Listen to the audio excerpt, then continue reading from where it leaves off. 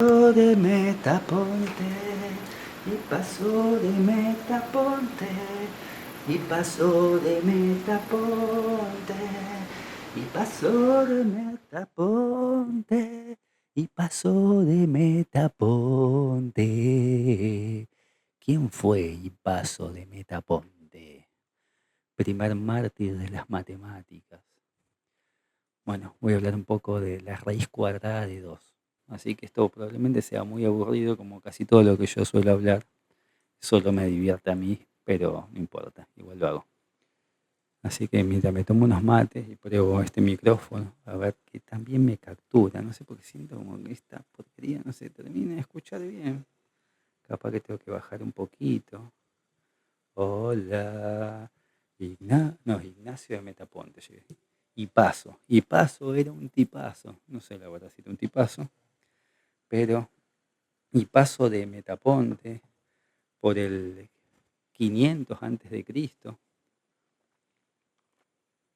era un pitagórico, según algunas versiones hasta contemporáneos con Pitágoras y tenía peleas con Pitágoras. Él dirigía un grupo de los pitagóricos y Pitágoras dirigía otro grupo. Los acusmáticos, y no me acuerdo cuál era, tenía una jerarquía, era una religión. Los pitagóricos eran una religión que creían que el arjé, que es el fundamento, el principio de todas las cosas, en la filosofía presocrática, o sea, antes de Sócrates, tenés un Tales de Miletos que te va a decir que el arjé es el agua, que todo está hecho de agua. Un, un- ¿Cuál es el otro? Bueno, son varios ahí, ahora no me acuerdo los nombres, Anaximandro, eh, Anexágoras, hay como varios ahí planteando distintos arjé, que si es el fuego, que si es la tierra, que si es el aire, que si son varios arjé, como Empédocles, que va a decir que hay 4 arjés, que son los 4 elementos de la naturaleza: agua, tierra, fuego y aire, y que esos 4 elementos están dirigidos por 2 fuerzas, el amor y el odio. Pero llegan los pitagóricos y van a decir que el arjé son las matemáticas. No se sabe si son los pitagóricos, si es Pitágoras. No se sabe si Pitágoras existió porque se le atribuye muchas cosas.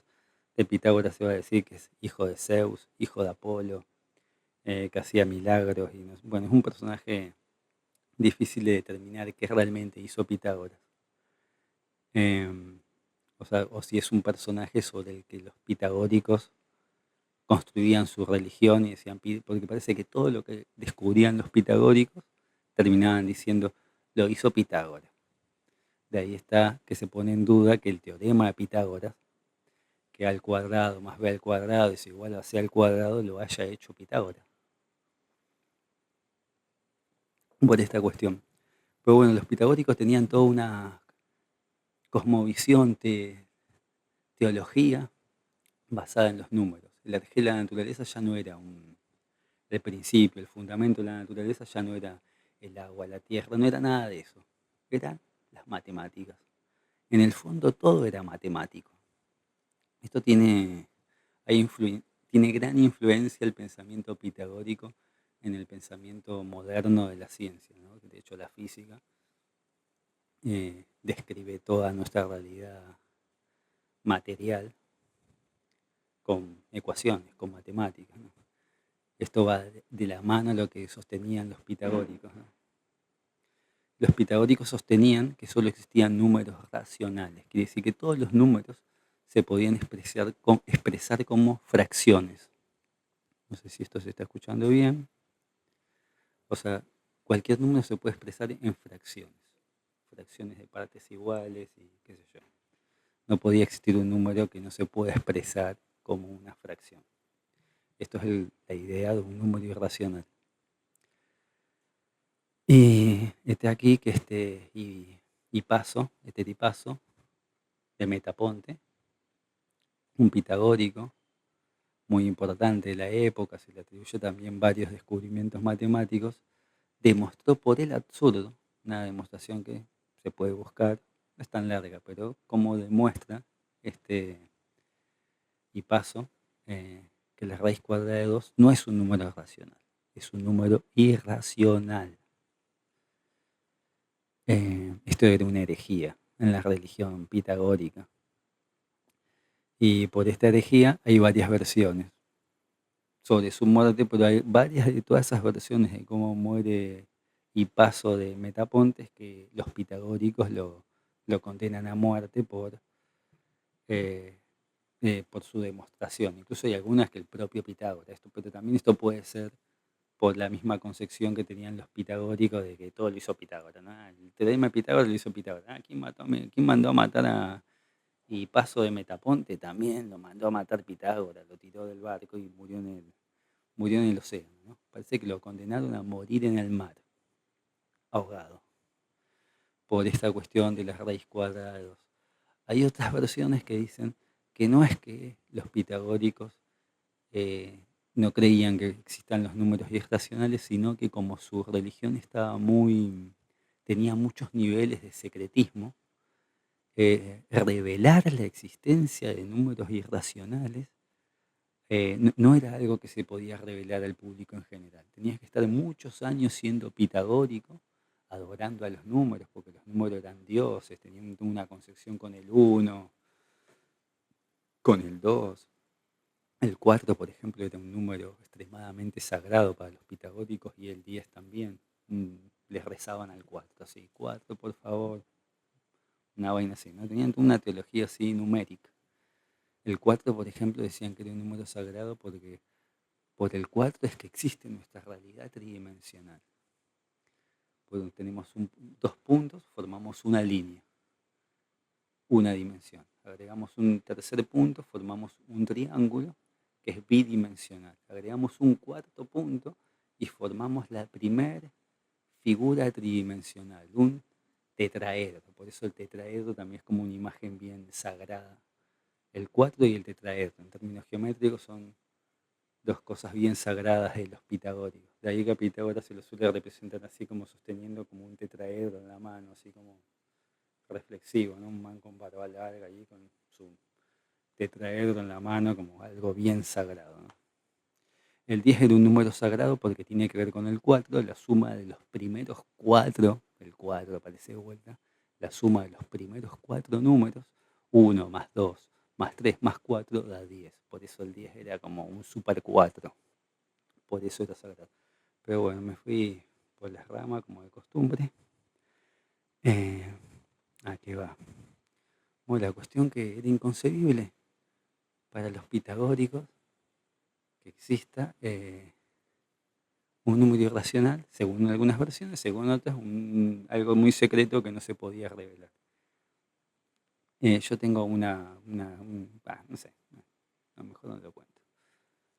Sí, una hipótesis ahí loca de por qué tenían eso prohibido según esa versión, ¿no? Pero no importa. La cuestión que este man reveló eso y lo mataron.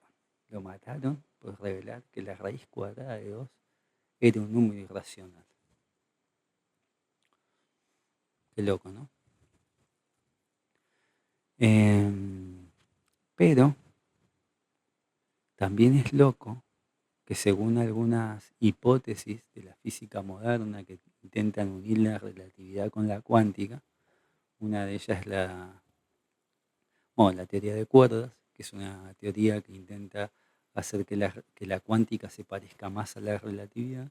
Después tenés la gravedad cuántica de bucles, que intenta hacer que la relatividad se parezca más a la cuántica.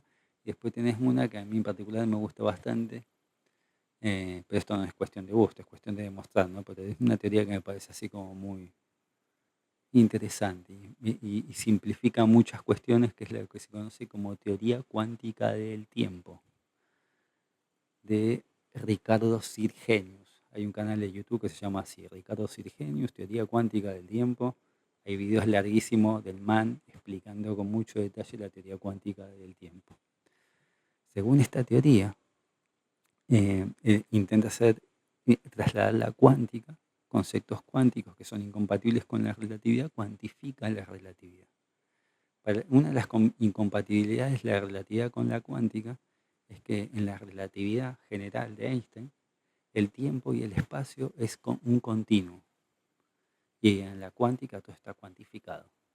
Hay, por eso hay partículas, ¿no? Y hay como partículas límites, quarks, electrones, bueno, es un modelo estándar, ¿no? Pero esa es parte de la diferencia, ¿no? El espacio y el tiempo es un continuo y la materia está cuantificada. Y las radiaciones energéticas, como la luz, está formada por fotones, los átomos están formados por electrones, protones, los protones están formados por quarks, y que yo, bueno, los que intentan cuantificar la gravedad, intentan decir, no, lo que decía Einstein, que la gravedad es el tejido, el espacio-tiempo que se curva, todo eso, nada, Einstein, estás equivocado. Los más procuánticos van a decir, no, la gravedad está formada por gravitones, que son partículas de gravedad, y esas partículas interactúan con nosotros y no sé qué, nosotros emitimos gravitones, la Tierra emite gravitones, y esas interacciones cuánticas de gravitones producen la gravedad.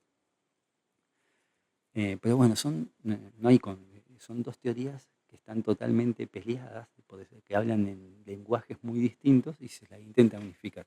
Bueno, ¿para qué voy con esto de hiponte, de meta, ¿cómo era? No, y paso de metaponte y la realidad de la raíz cuadrada de 2 o del número pi, del número e, de cualquier número irracional? Que si la teoría cuántica del tiempo que plantea Ricardo Sirgenius en el canal de YouTube que les digo, es correcta, el número pi y la raíz cuadrada de 2 efectivamente no existen en la naturaleza. Son abstracciones de la mente humana que encima las usamos en operaciones para describir fenómenos físicos que funcionan. O sea, muchas de las ecuaciones de la mecánica cuántica usan pi como una constante a veces, para sacar la constante de Planck y qué sé yo. Ahí sí te parece un pi o ¿cómo se llama? La función de onda de Schrödinger, ahí tenés un pi también dando vuelta.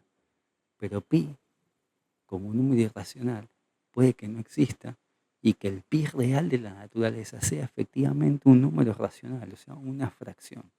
Lo mismo la raíz cuadrada de 2. ¿Y esto por qué? Porque puede que el espacio y el tiempo no sean continuos, sino que sean discretos y estén cuantificados. De hecho, si esta hipótesis es correcta, nuestra realidad sería como píxeles. Habría píxeles de espacio y de tiempo. Habría una unidad mínima de tiempo que es del orden de 0,44 ceros y un 5 fracción de segundo. Esa es la mínima, o sea, no puede existir un tiempo de Planck, no puede existir una medida de tiempo más pequeño con un tiempo de Planck. Y lo mismo la longitud de Planck. La longitud de Planck es del orden de 1,6 por 10 a la menos 35, o sea, 0,35 ceros y un 1 y un 6 metros. O sea, una distancia hiper pequeña. Para que tengamos una idea, si un píxel de Planck fuese del tamaño del planeta Tierra, si un píxel de Planck fuese del tamaño del planeta Tierra, un protón tendría un diámetro de 4 años luz. O sea, la distancia que hay entre el Sol y Alfa Centauro, que es la estrella más cercana. Sería una esfera inmensa, gigante, ¿no? Y un píxel de Planck tendría el tamaño de la Tierra. O sea, estamos hablando que es una medida muy pequeña, pero es un límite. No puede existir algo más pequeño que eso. Y estamos hablando del espacio, de las distancias, de las longitudes. Y lo mismo el segundo. Existiría un segundo de Planck, digamos, que es del orden eso, de 5 a la 38, creo que 5,38 por 10 a la menos 44, un número increíblemente de segundo. O sea, una fracción de segundo increíblemente pequeña. Pero eso significa que nuestros movimientos no son continuos, son como los de la pantalla.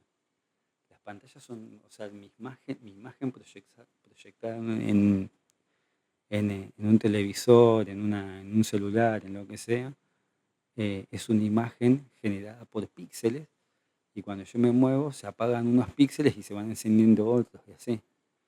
Pero no existe movimiento continuo. Los movimientos son de estar en un fotograma, aparecer en el siguiente. Bueno, si la mecánica cuántica interpretada como teoría unificadora y abarcativa la teoría de la relatividad, o sea que la teoría de la relatividad general se puede explicar en términos cuánticos, esto quiere decir que, que no existe el movimiento continuo. Nosotros estamos apareciendo como fotogramas, así es nuestra realidad, digamos. Y por ende tampoco existen los números irracionales. La pi es un número que se puede expresar en la naturaleza, se podría expresar en una fracción en términos de longitudes de Planck y tiempos de Planck. Lo mismo la raíz cuadrada de 2, o sea, esos números realmente en la naturaleza no existirían. Platón va a decir que como efectivamente es cierto, eso, las matemáticas, para Platón las matemáticas era algo que se acercaba a un mundo superior. Eso lo va a tomar de los pitagóricos.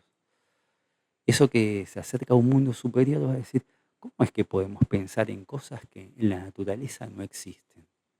¿Cómo me puedo imaginar una esfera, un círculo, números irracionales? Ya Platón conocía el tema de la raíz cuadrada de 2, cosas que evidentemente en la naturaleza no puede existir, algo que no se puede expresar en fracciones, un círculo no existe en la naturaleza, una esfera perfecta, una geometría perfecta, un tetraedro perfecto, no existe en la naturaleza, es una abstracción de la mente. Sin embargo, nosotros operamos con eso, por ejemplo, en mecánica cuántica, la función de onda de Schrödinger, eh, la constante, o sea, en todas las ecuaciones donde aparece el número pi, y es un número que quizás en la naturaleza no exista, ¿será que existe en otro lado?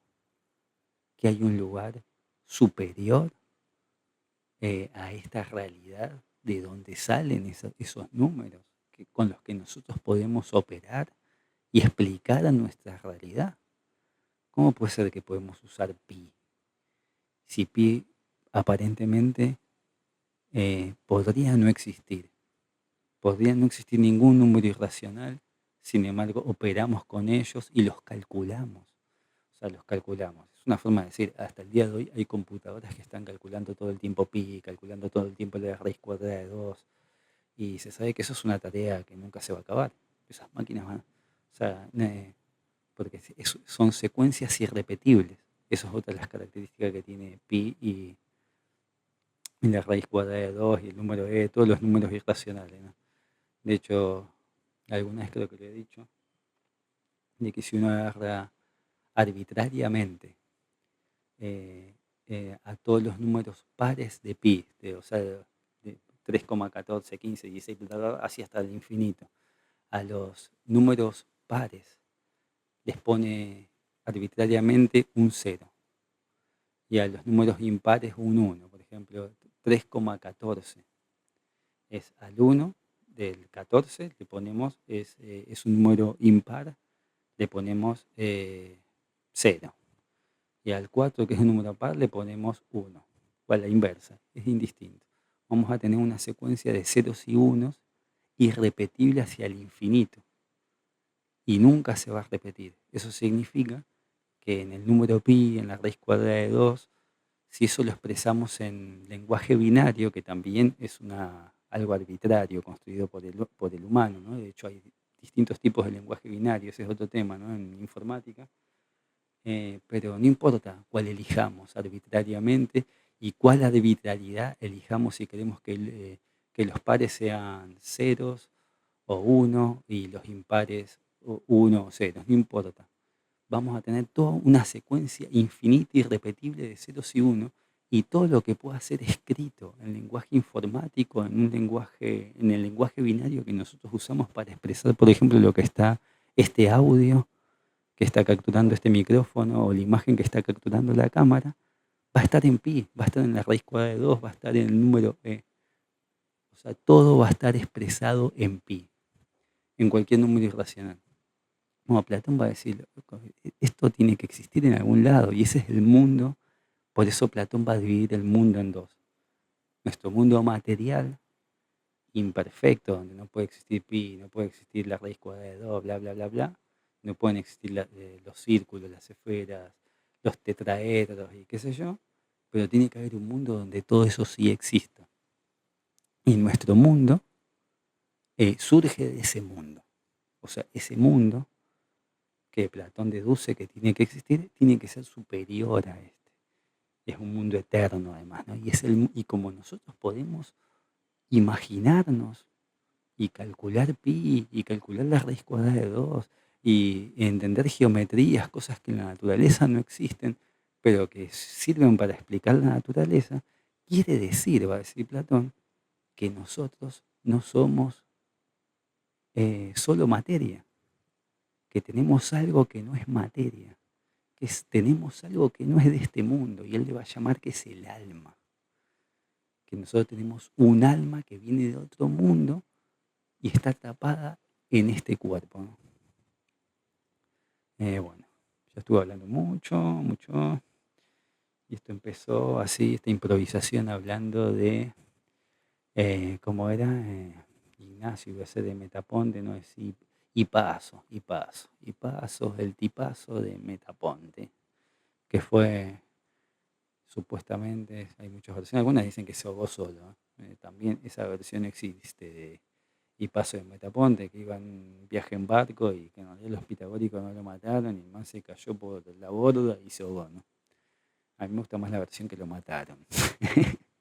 Pero bueno, pues le crea como más drama, ¿no? Un mártir de la ciencia y qué sé yo.